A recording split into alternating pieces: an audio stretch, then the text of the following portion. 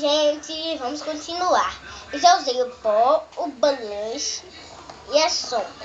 Agora eu vou usar só esses três.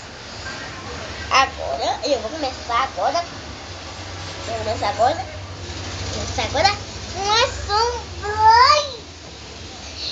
a sombra. O que eu vou usar, gente? O que eu vou usar? Eu também gosto dessa cor. O rosa.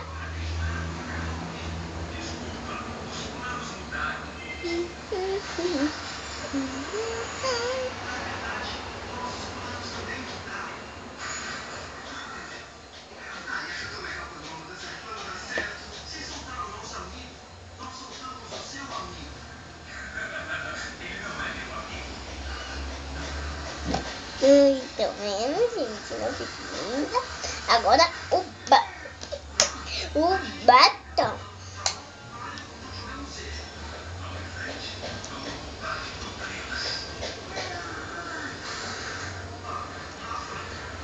Opa!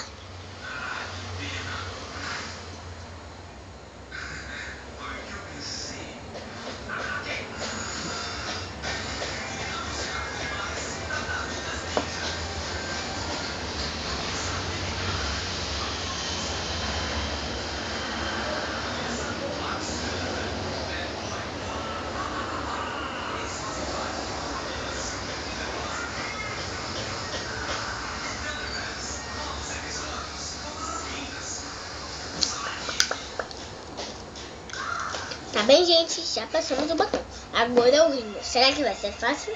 Será?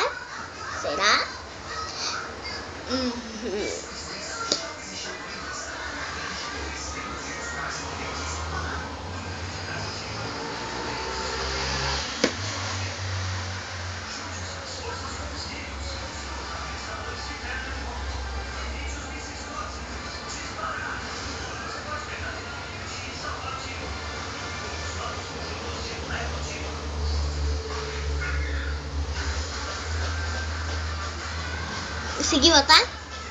Gente?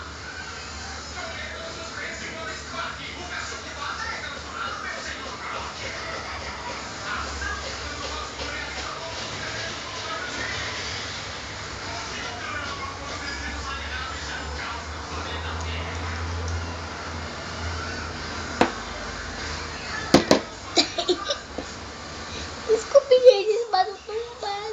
Ai!